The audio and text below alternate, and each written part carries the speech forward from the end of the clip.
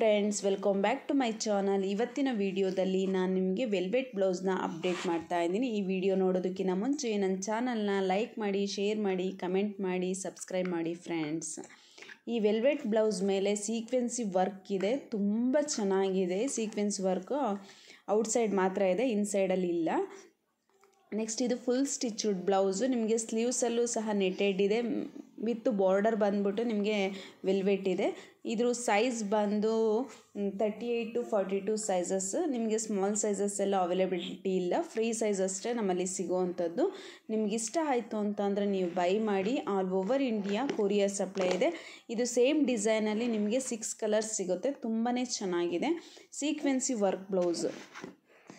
Thank you, bye bye.